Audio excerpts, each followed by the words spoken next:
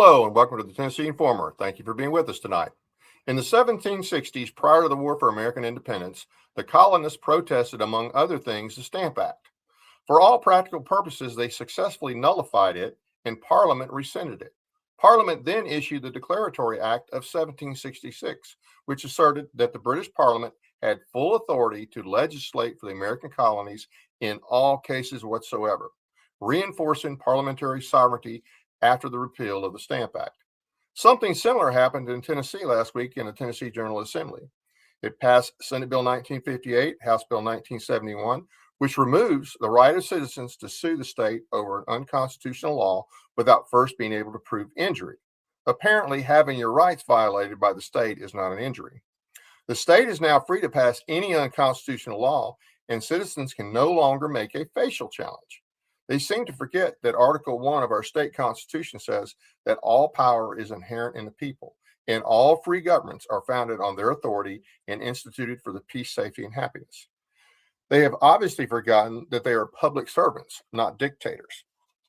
The reason given for the infringements is to stop frivolous lawsuits against the state, since the law was originally passed in 2018. Now, that is despite the fact that the fiscal note on the bill said not significant. So what is the real deal on this bill? Was it a simple repeal as they claim, or is there more to it than that? What are the impacts for citizens of Tennessee? To answer these questions and more, we have attorney and TFA chairman and founder, John Harris. Thank you for being with us, John. How are you doing? Doing well tonight. Yourself? Doing okay. So I know you followed this bill pretty close, and They amended the bill.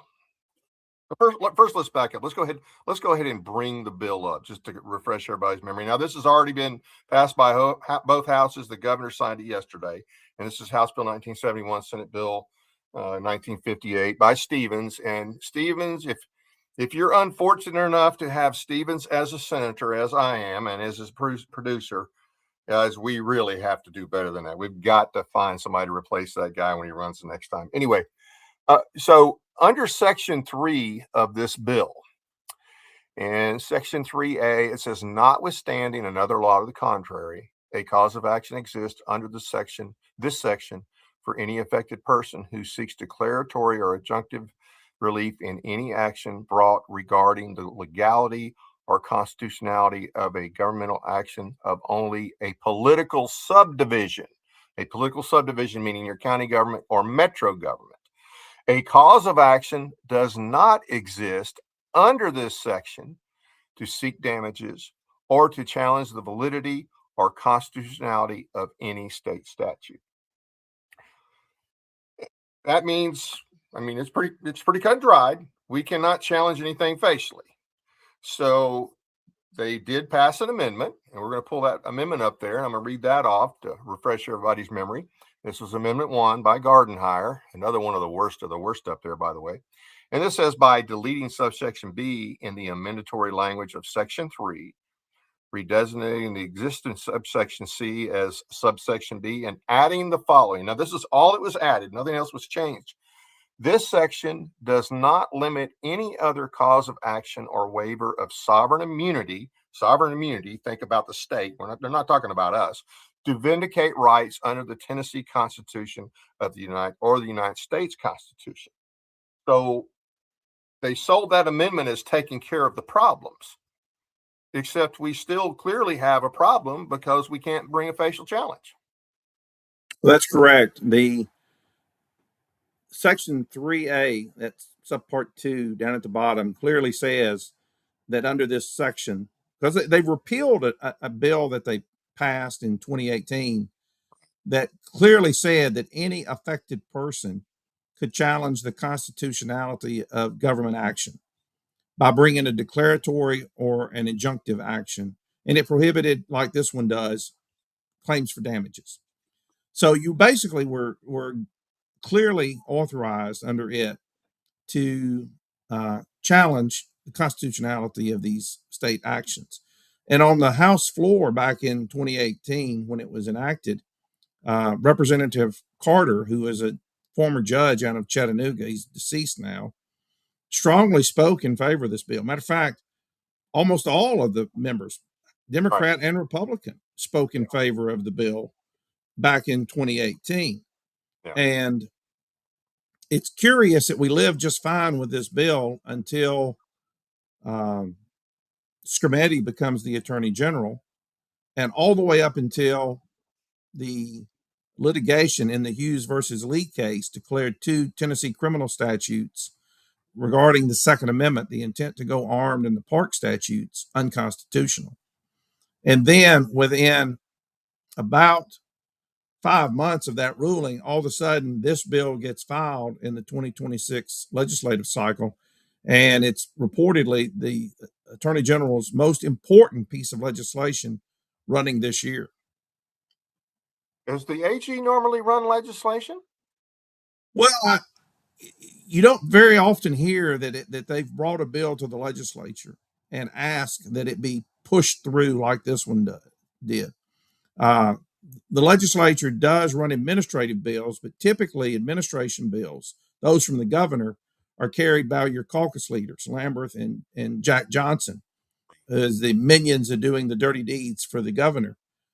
This one was not brought by either one of those two. It was reportedly brought to the legislature, given to two attorneys.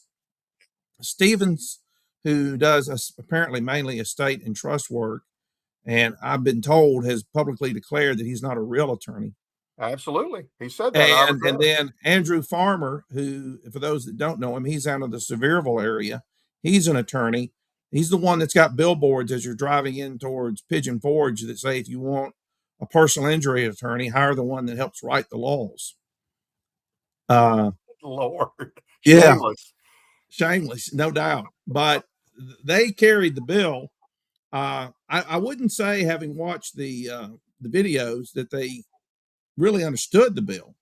I think they were just given talking points by the Attorney General and parroted those, and then lobbyists, either from Lee's administration or the Attorney General's office, were doing all the hard work behind the scenes to push this thing through. Yeah.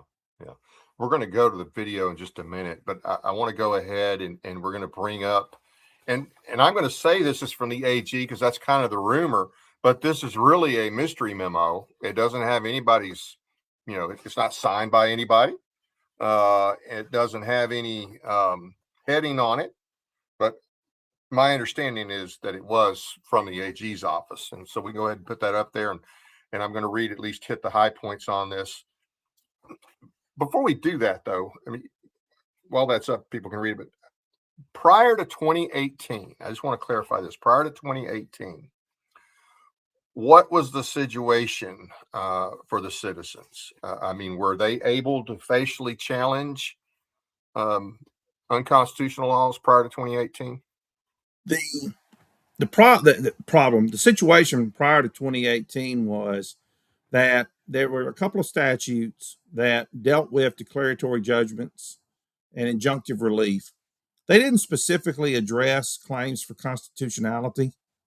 But what you could do in Tennessee under state law and in state courts prior to 2018 was, if you could demonstrate that you were interested in engaging in activity, saying carrying a gun in a public park, and that was a crime, and you were refraining from engaging in what would otherwise be constitutionally protected activity because of the threat of criminal prosecution, if you could demonstrate those facts to the satisfaction of the court, that you were in jeopardy and legitimately in jeopardy, and had therefore not exercised otherwise protected rights, then you could bring a pre-enforcement challenge under prior law. So that's the real paradox of this. If the 2018 law was so bad and all they wanted to do was roll back, they could have easily just repealed the 2018 law and not done anything. Instead of doing that, they substituted language that says you can't challenge state statutes under this section, which doesn't just roll us back to what the 2018 status quo was. It may go even further and try to And I think the memo that we'll see the language out of that memo will show in a few minutes that the intent of the Attorney General was to eliminate pre-enforcement challenges or facial challenges based upon pre-enforcement claims. So, and they do make this. I've watched, I think, most of the video from the committee and from the floor. And Stevens, more than once, and others made the claim this is just going back to 2018, but that's not true. This is not just repealing. Yeah, it doesn't appear to be, and I think, in fact, that mystery memo that we think was sourced from the Attorney General's office, even though they didn't have the dignity to put their name or a date on it, clearly indicates that that's not what they were telling the legislators that this bill would do. So we're going to go ahead and pop that up there. And, talks about it, what they did in 2018. The legislature did not intend to broadly waive Tennessee's sovereign immunity. I got a question about waiving sovereign immunity. So do they need this law to decide they're not going to?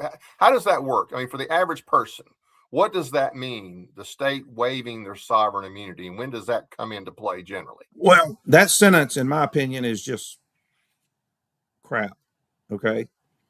It's clear in Tennessee and at the federal level that sovereign immunity only protects the state or the government from claims that lawful action, things that are within their power, have been done and that those decisions harmed somebody. Okay. But the case law is equally clear that sovereign immunity has no relevance to situations where the government, whether it's the administrative branch or the legislative branch, has engaged in conduct that exceeds their constitutional boundaries. And that's the key to this. That claim that there was no intent to waive sovereign immunity is just propaganda of the worst kind, and is deceptive, because sovereign immunity never attaches to unconstitutional actions. They even mentioned that I don't know if it's in the clip that we're going to show in a little bit, but I'm pretty sure that was mentioned on the floor, the debates on the floor last week. Because I was watching the video earlier, and I'm like, I think it's probably brought up by one of the Democrats who were arguing against the bill. While you know what, I'll tell you what, we know what Jeff Yarborough is, okay, and we know what's her name, Akari, whatever, and we know what Kyle are. They are liberal Democrats. I know they don't care about the Constitution. I got it. But they made better arguments than every Republican who was plugging for this bill. Now, apparently, and there was one I didn't get to see. I didn't get to see what Briggs had to say, and apparently he did vote against this. Okay, but Taylor and the others, they were pathetic, absolutely pathetic. And several voted for it that were really shocking, like Senator Bowling and Senator Hensley. I mean, they typically stand right with the conservatives, and for some reason, they went lockstep with the AG on this. Absolutely. We'll put the slide back up there, and it says, however, the courts have interpreted the statute in a way that creates one of the broadest waivers of sovereign immunity in the country. Now, you explained that the sovereign immunity argument here is BS. But and I think that sentence that you just read is as well, because the old law, and this is very important to realize, that the 2018 law didn't say anybody can bring a constitutional challenge. It said anybody who is affected can bring a constitutional challenge. And that one word, that one adjective, loops into exactly the issue of pre-enforcement challenges. Under the common law, is you can't just do it because you don't like it. You have to demonstrate that you're affected in the exercise of a constitutionally protected right by the statute that's being challenged. And so that second paragraph that you were just showing on the screen, the however courts have interpreted, that's just horse hockey. Well, now here's my other thought. if the problem is with the courts, who controls the court? The court are run by judges. Well, who can impeach a judge? So if we have all these problems with the courts and the judges, I think the legislature, so to me, it sounds like they're going to punish us for something that they say the courts are not doing right, or the judges are And failing see, to do their job. they're intentionally deceptive even in that sentence, because they talk about the courts, but they don't distinguish between trial courts, appellate courts, and the Tennessee Supreme Court. Because keep in mind, we're only talking about the Tennessee court system. This law has nothing to do with the federal courts. Okay. So it's just like what we see frequently on the news, where people are complaining about federal district judges, which they're the equivalent of a state trial court judge, being rogue judges and issuing injunctions against Right. Trump's. Yeah. And then all of a sudden, those rogue judges at the trial court level are shortly thereafter reversed in the appellate court or even the U.S. Supreme Court. Well, what this memorandum that's been circulated in that summary that you just read, they say the courts, but they don't distinguish between the trial court, the appellate court, and the Tennessee Supreme Court. And the mechanism within the judiciary, which is a constitutionally distinct branch of government, is rogue trial court judges may exist, but that's why you've got a 3-judge panel at the Court of Appeals and a 5-judge panel at the Tennessee Supreme Court. They have a mechanism to deal with bad results.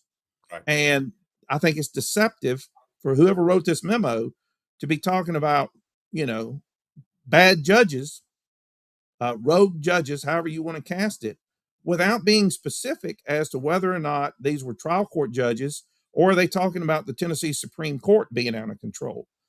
There's a big gap in their argument in terms of where does liability fall and what are they trying to fix? Because if their claim is that the Tennessee Supreme Court is rogue, then that brings up separation of powers issues that the legislature just can't address. The legislature cannot restrict the constitutionally delegated authority of the Supreme Court to rule on whether or not either other branch of government exceeded their bounds. Now, one of the things, I'm not sure if it says it on the, I know that it was mentioned that these things get delayed, they really drag it out, and that was what Mr. Rice from the AG's office says. They do these appeals and injunctions, and it takes forever. And I'm thinking, well, okay, wait a minute. I think the legislature could address if a judge, could they not legislate some sort of timetable if that was the issue? Or do they not have that ability? I'm just curious. Well, there are arguably instances where they potentially could. For example, Tennessee's workers' compensation laws are a remedy that didn't exist at the common law. Okay. And so the legislature created this remedy, the Workers' Compensation Act, and they put into it certain unique benefits. Like, for example, if you get a bad ruling at the trial court level in a workers' comp case, the appeal in those goes directly to the Tennessee Supreme Court. Now, they have a special delegated panel of the court that hears those by appointed judges as opposed to the full-time Supreme Court panel. But it's a direct appeal to the court, which expedites everything. But the fact is, within the judiciary itself, they've got remedies to deal with this delay issue. There are, under the rules of appellate procedure, mechanisms for immediate appeal review of arguably bad rulings. There's mechanisms where you can petition just like has happened at the federal level with some of the Trump stuff. There are mechanisms to take a petition directly to the Tennessee Supreme Court and argue that it should bypass the intermediate appellate court because of unique or important circumstances and do a direct review on appeal. So there were mechanisms that the courts created, and what's happening is you've got Republican establishment busybodies in the General Assembly that don't like the way the judiciary handles its business. Well, apparently the AG doesn't either, because the AG's office has to know. I mean, surely Mr. Rice has to know everything you just told me, right? Oh, I would hope so. Now, whether he'll honestly disclose it to the legislature, I don't know if Mr. Rice wrote that memo or not. I just think there's stuff in that memo that are half truths or deceitful statements or just flat out not true. Leads me to think maybe Stevens wrote it. I don't know. It could be Stevens or the AG's office. Anyway, all right. This says it subverts representative democracy, wastes taxpayer money, and strains state resources under the current interpretation of 1-3-121. Well, so, okay, representative democracy, well, or representative republic, number one. So, secondly, waste taxpayer money. Well, there was no fiscal note. And on the bill, there was no fiscal note. Now, there's a fiscal note, but it says it has no impact. Well, yeah, not significant. So, but we hire the AG. That's what the AG's job is, right? If they're salaried.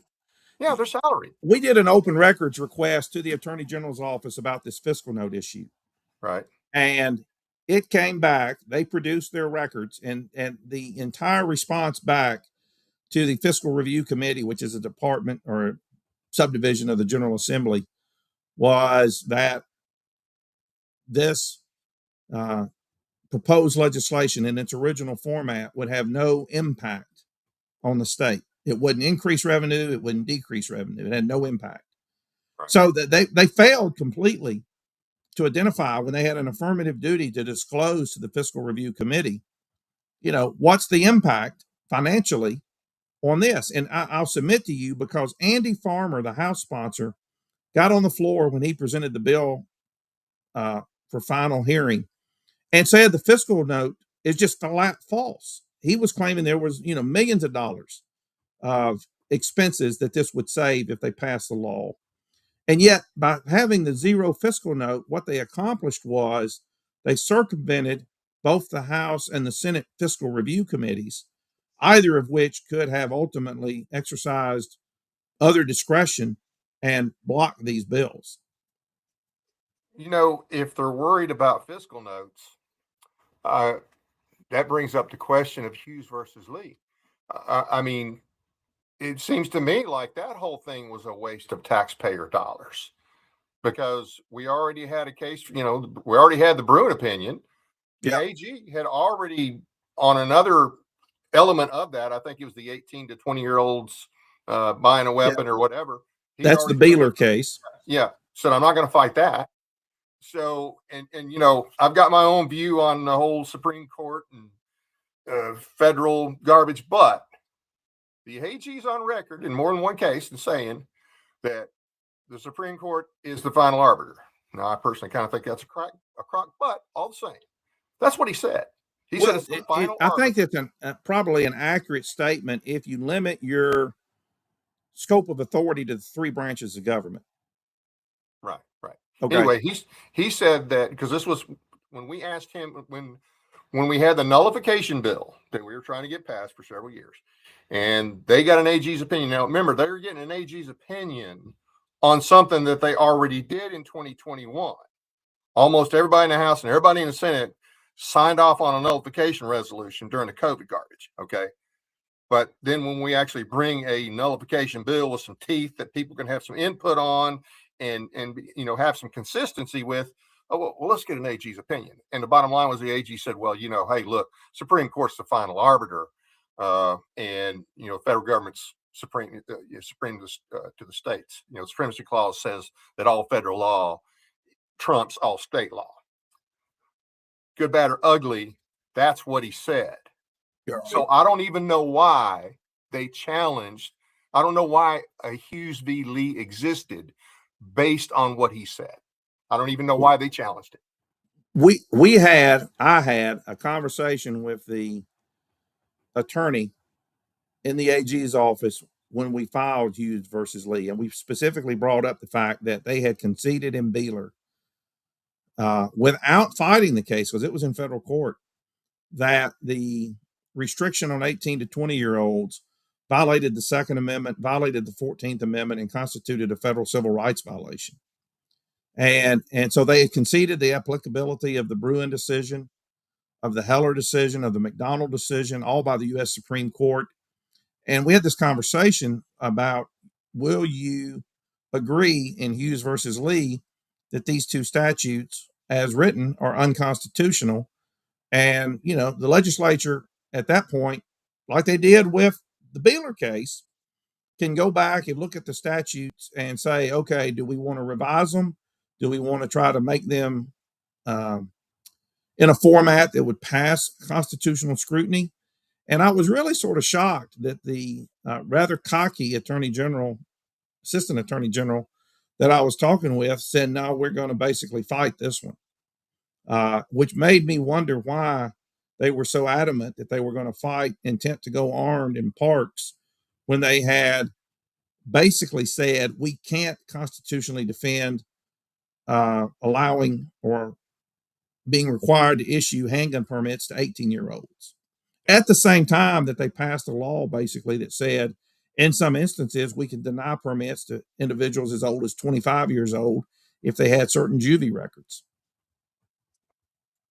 And if I'm not mistaken, on another bill, at some point in time, Senator Stevens referenced the Bruin opinion and basically told the state, hey, you know, you can't fight this.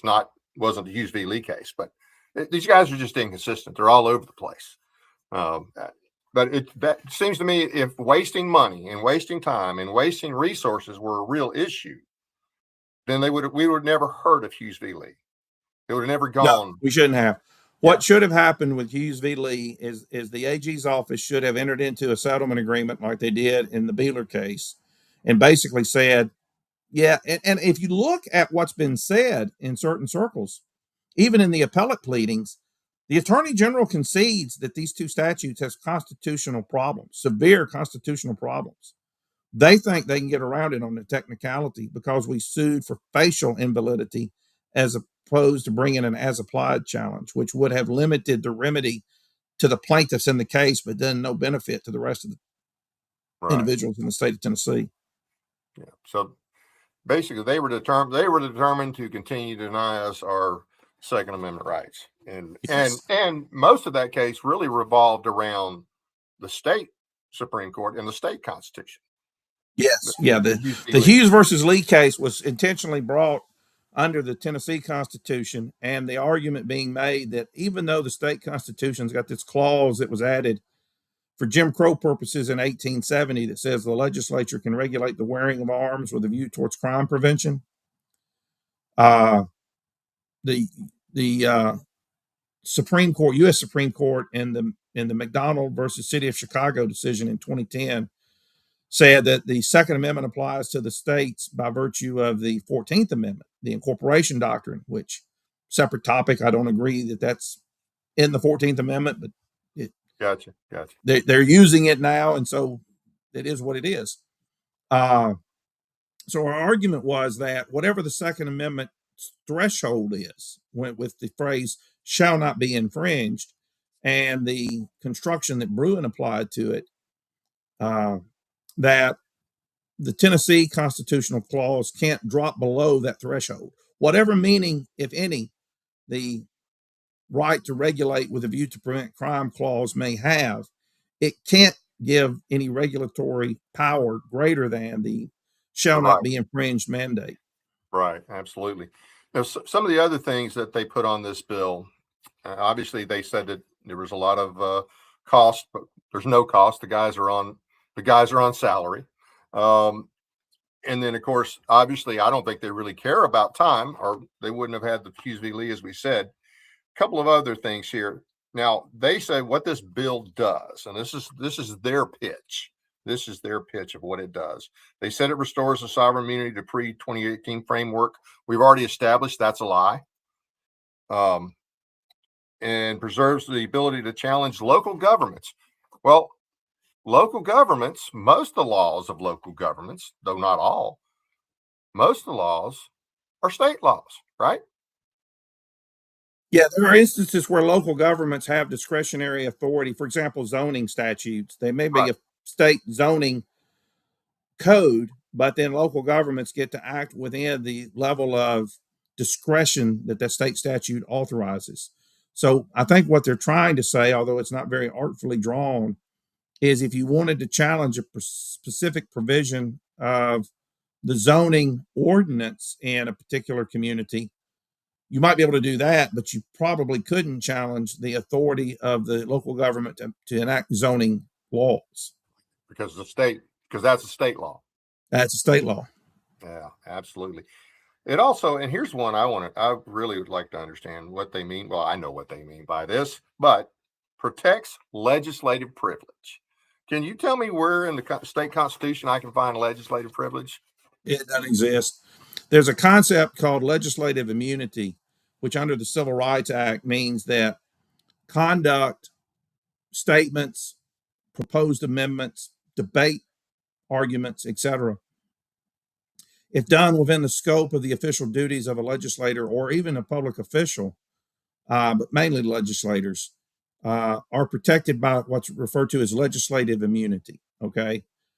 It's the same type of protection that says if you sit on the stand as a witness in a court and testify and something that you say could be otherwise defamatory, there's a judicial immunity based upon things that are said or statements made in court proceedings. And so the legislative immunity is basically the same thing.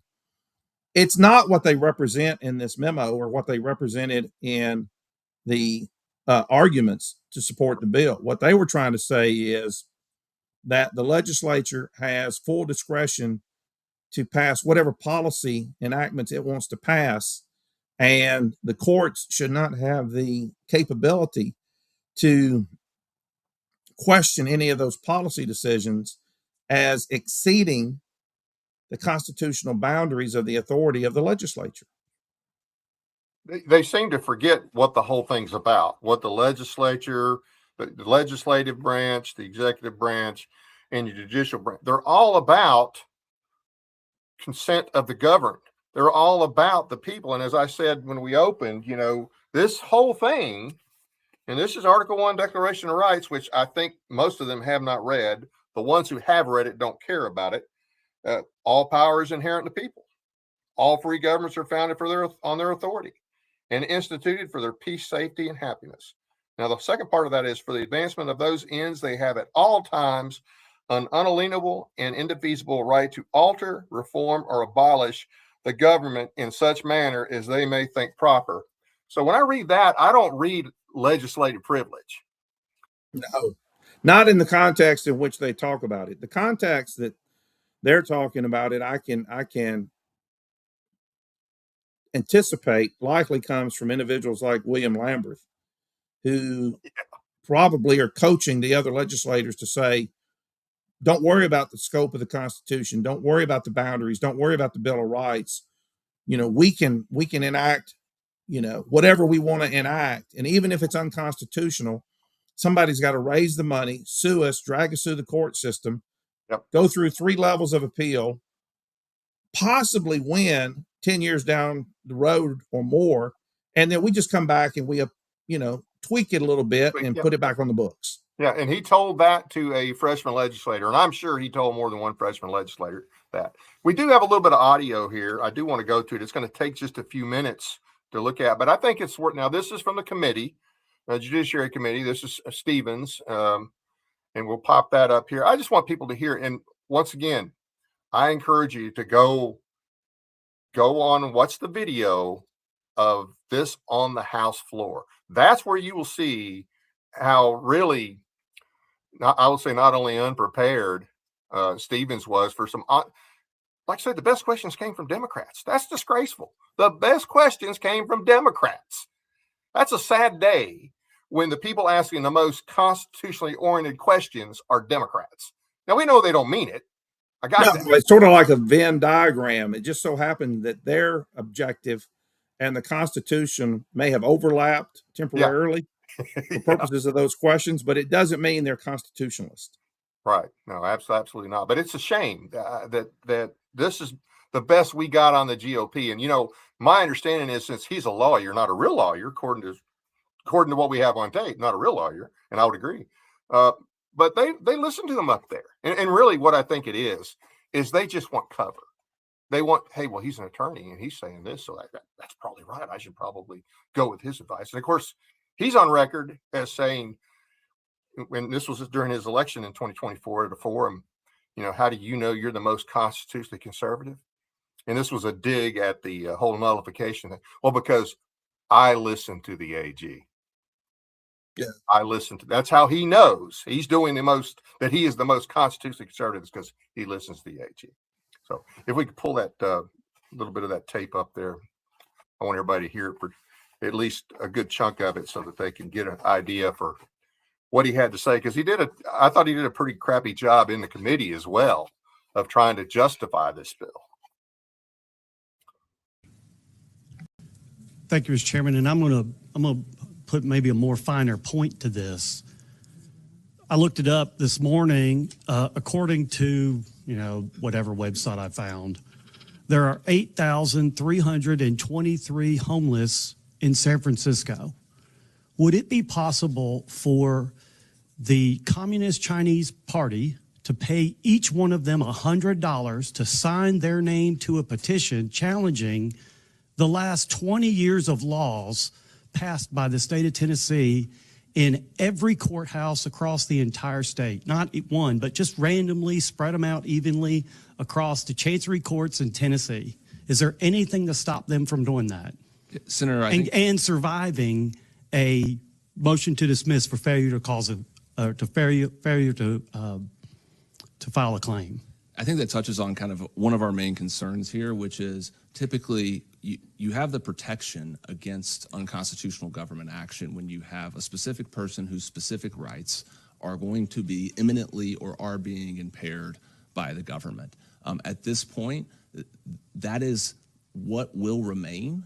You will still be able to vindicate those rights. What we'll get rid of are the scenarios that you've referred to, where it's essentially kind of open season for any potentially regulated party to bring any kind of suit that they want to, without any necessarily harm to themselves or to their rights. And that's the problem, and that's what we're seeing in terms of these advocacy groups coming in. And you mentioned filing in every courthouse. I don't know that we have that right now, but we certainly are on a pace that is unsustainable in terms of trying to defend against outside groups that are coming in and challenging the laws of this body. And to take it even one step further, in the event, because they don't have to allege any injury or particularized harm, they survive this motion on the pleadings, which is a technical term, but I mean, the lawyers on the committee understand what I'm talking about. They survive a motion on the pleadings, and they get to conduct discovery against the state of Tennessee, and our attorneys have to respond to their written requests for admissions, their interrogatories, possibly if they can figure it out, like for example, there's 55,000 incarcerated Tennesseans, each of which could file claims against the state, alleging all kinds of, there's no harm. They could just allege unconstitutional action against the state, and each one of them could force us on this body to sit for depositions, answering why we voted in favor of increasing the penalty of AI bill that we just passed a second ago. Isn't that right? I mean, isn't that what's potential if we don't pass this bill? We would certainly argue against it on a number of different grounds. So I don't want to concede anything on that front, but I do want to touch on your discovery point, because that's another aspect of this law. Typically in a colonial pipeline lawsuit, the pre-2018 regime, you sue a particular officer, the officer who will be enforcing the law against you. Under this regime, the state is being sued writ large. And so what that means for discovery for us is, instead of having to produce documents related to one specific officer, say a district attorney who may be charged with enforcing a law, we are being asked to give over, for example, the emails of legislators, because they want to know why you all passed this bill. They want to know what lobbyist emailed you, what constituents emailed you. Our position is that that's not relevant to the constitutionality of the law, but those documents are being sought, and it's not hypothetical. We have thus far been able to shield that, but we frankly have lost one of those issues at the trial court. They just withdrew on appeal. So the discovery burdens are significant. And to give one example of the recent abortion litigation, I mean, we had to have 6 attorneys reviewing documents, 6 of our bodies, which we don't have that many, for 2 weeks straight reviewing documents for just this one case. I mean, we have 13,000 active cases at any given moment, and this is just one of them, and the burden that is being imposed. Interesting.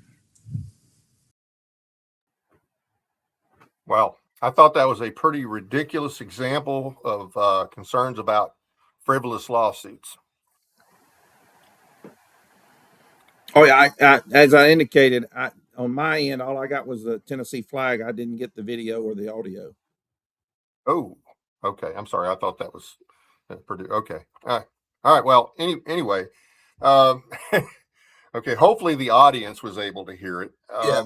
So that's the example. I did watch the debates though back when they were happening, and I think you've accurately described what my recollection is of the defenses that were offered. My impression generally was this was not one in the committees, and this was not one on the floor debates. It was choreographed based upon the pressure that was coming from the Attorney General's office and the individual offices of the legislators that they met with. Not in this video, but I think it was the from the House or from the Senate floor, the video on that. They kept bringing up, for instance, like, okay, Southern Poverty Law Center, and then other lawsuits having to do with challenging our abortion laws and so on and so forth.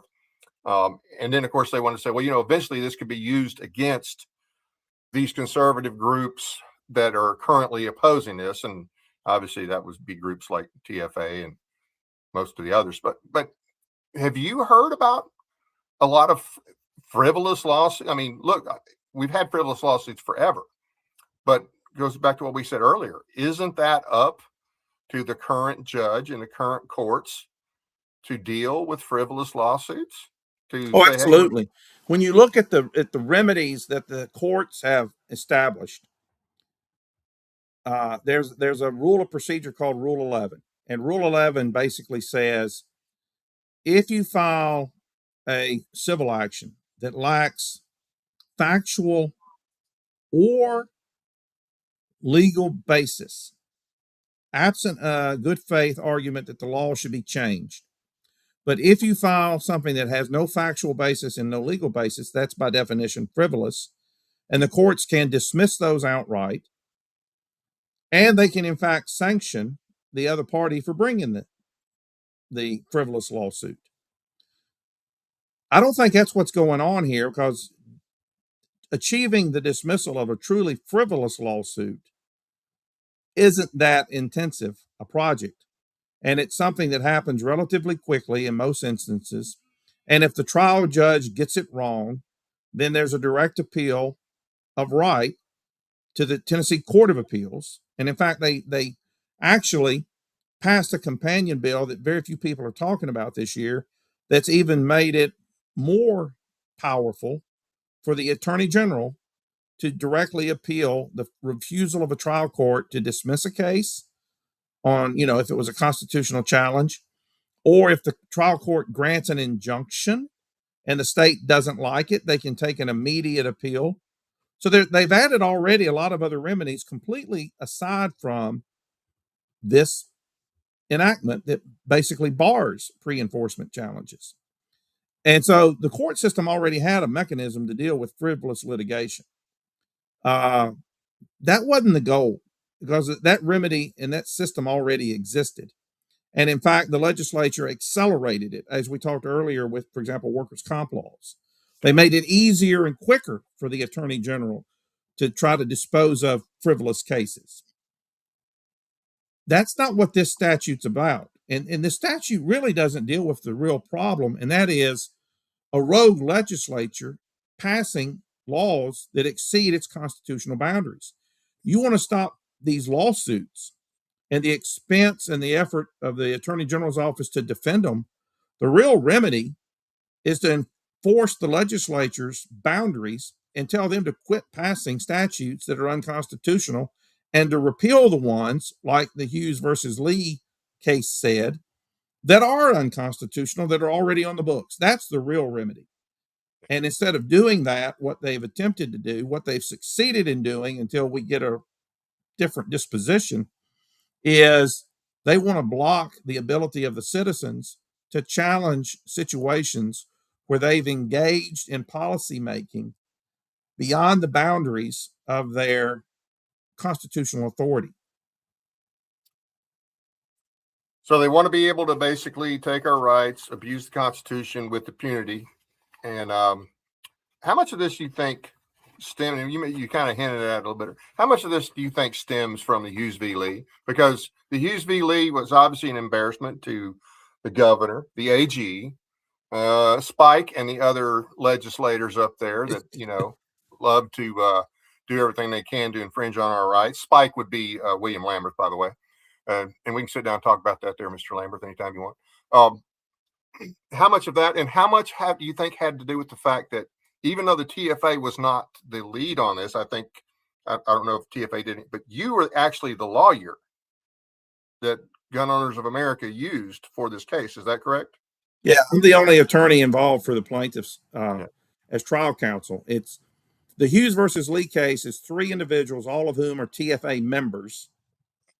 Gun Owners of America and Gun Owners Foundation. TFA itself is not a named plaintiff in the case. And one of the reasons was we didn't want to run into a situation where potentially a judge or some member of the judge's family was a TFA member or had attended TFA events. We didn't want to trigger recusal issues. Right. So we made the choice not to be a named plaintiff. If we were in federal court, we would have absolutely been a plaintiff because the recusal issues are quite different there. But yes, I'm the attorney that brought Hughes versus Lee. They should have disposed of it on the front end. And it goes back to what I said a moment ago. We've been trying for decades to convince them that these 2 statutes and others, but these 2 in particular, violated the Second Amendment and clearly violated the Second Amendment. They've dragged their feet. They didn't want to, they'll introduce bills, and it's never the leadership. It's always, legislators will file the bill and then it goes nowhere. It dies in the committees. They almost never make the floor. The one time that I do recall the bill making it to the floor is when Senator Beavers had it in the Senate and it passed on the floor, I think 27-5 or something like that. Just ramrodded it through. Nobody else has even gotten these bills in decades to the floor of either house other than that one episode by Senator Beavers. And she's the hero of trying to defend the Second Amendment in Tennessee. There are others that have filed legislation, and some of them, I think, in good faith, but I don't doubt at all that some of the others that have filed legislation have done it to make sure what I refer to as control the hockey puck. Yep. They want to have the bill, they want to control the issue, and they want to make sure their name's on it so they can say, I filed it when it's campaign season. But their real objective, I suspect, is to make sure it never gets to the floor. Yeah. So the bill's passed. Hopefully at some point in time it can be rescinded, but what's the best option in the meantime? I think you touched on it a little earlier. Yeah, I think the best option in the meantime is going to be going to federal court is one option, bringing these cases as federal civil rights violations. But it's going to require that the particular statute being challenged is one that touches on a constitutionally protected right at the federal level. Okay. Just arguing that a statute violates the Tennessee Constitution doesn't get you to federal court unless it implicates a federally protected right. At the state level, it's going to be a lot harder. I mean, you may have statutes that are going to get challenged or should be challenged as violating the state constitution. Take, for example, the rainwater decision where the Tennessee Court of Appeals ruled that TWRA's policies and the enabling statute that let them enter private property without a search warrant was unconstitutional. Under the state constitution, rainwater couldn't happen under this new statute. So what are some other repercussions to look for? with this bill? I think we know clearly what the purpose was. Clearly, the purpose was to block constitutional challenges unless someone has been in a situation where the law is enforced against them. And if you can pull up the AG's memo again, there's language down on the middle of the second page. And you see this clearly in what was being circulated to the legislators. See where they talk about constitutionally and statutory rights in response to enforcement actions, sue state officials where traditional legal requirements are satisfied, challenge agency actions under the Uniform Administrative Procedures Act, seek declaratory and injunctive relief against this is local what the government. thing there is okay, see that first one there where it says citizens can still assert constitutional and statutory rights in response to enforcement actions. Right. That's just code word for saying the criminal statute or some other maybe regulatory statute has already been enforced against you. Okay. And because this thing is written in the context of you can challenge it if it's being enforced against you, that's an as applied challenge. That means the statute or the regulation as applied to me under these specific facts is unconstitutional, which means enforcement has already commenced. That is not the same as bringing a facial challenge saying that for all 7 million Tennesseans and anybody that's here on vacation, the statute is unconstitutional. Right. And here's the thing, now that this is in place, some people, this enables them to pass even more unconstitutional legislation because, more things now that you can't challenge facially. And let's say in the case of a gun, somebody who's a gun owner and maybe has an enhanced carry permit. Well, so if they pass another unconstitutional law, and you're just going to take more and more because you don't want to get on the wrong side of the law, because guess what? You get on the wrong side of the law, that could impact your rights to carry as well, right? Yeah, I think the lesson for Second Amendment or First Amendment or Fourth or Fifth Amendment claims is going to be you can't bring them in state court anymore. You can still go to federal court. That's what happened in the Beeler decision. Part of the problem with that is the law is clear, both at the federal and the state level. The opinions, if you look at them, is that although the state constitution cannot provide less protection than is required under the federal constitution when it comes to a protected right, the state constitution can provide greater protections. And that's the reason the rainwater case, the TWRA case, was brought in state court, is the parties apparently conceded that if it was brought under the search protections in the federal constitution, what's called the open field doctrine, that quite likely the Tennessee statute that was being challenged would have survived a federal constitutional challenge. But the Court of Appeals in Rainwater and the trial court in Rainwater both agreed that the Tennessee Constitution, by virtue of its wording, provided protections that were greater than the federal Constitution.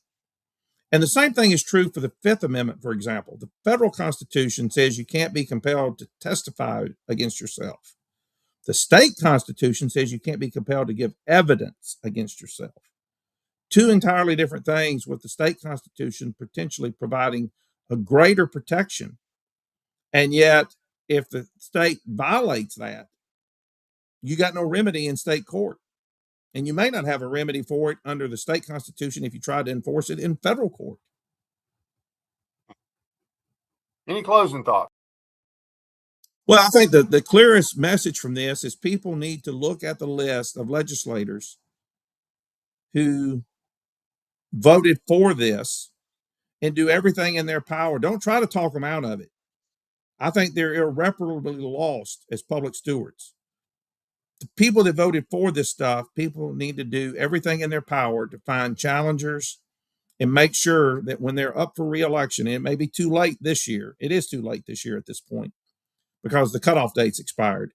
But get ready for 2028 when there's going to be another election cycle, and do everything possible to defeat these people. And matter of fact, I think that's when Stevens is up again. And that's the first time you're going to have a shot at replacing this guy and getting him out of the legislature. The other thing I think that your listeners need to really clearly understand is this bill was moving through the House with a lot of support early on. But it came up in the Senate Judiciary Committee once we became aware and others became aware, because we didn't, I mean, it was off the radar because of the way it was worded. If we were searching for Second Amendment stuff, you didn't really see this. And we didn't pick it up initially, neither did the other organizations that I view as conservative protectors. But once it came up, it still hadn't been heard in the Senate Judiciary. And it's comprised of 7 Republicans and 2 Democrats. And the first time Stevens presented this bill in Senate Judiciary, 4 Republicans, Gardenhire, Stevens, Rose, and Dawn White, all voted for it. 4 committee members, 2 Democrats, Kyle and London Lamar, plus Bobby Harshbarger and Brent Taylor, voted against it. And then there's the 9th legislator on the committee, Kerry Roberts, who's a Republican. Kerry voted present. He didn't vote for it. He didn't vote against it. What your people need to understand, if Kerry Roberts had voted no on this bill when it came up the first time in Senate Judiciary, it would have killed this bill this year. We would not have this new law in effect now, given the governor's signature yesterday. And I think a lot of people, whether they're in his district or not, need to be raising hell with Kerry Roberts.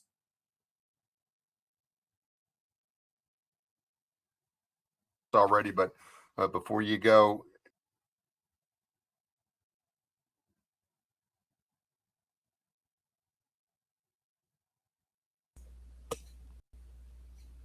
John, we seem to have lost Dave. He's going to attempt to come back.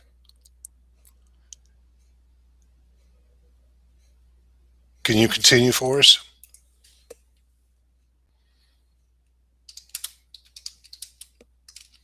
We apologize for this. Here he comes. you got me? Here we go. Can you hear me, John? Good Lord. Okay.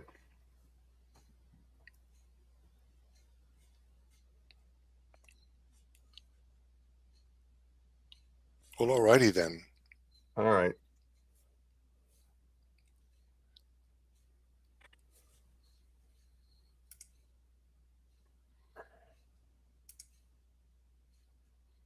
So I guess This is Kevin, the producer, and I'm going to invite you guys to tune in this coming Monday and next Monday.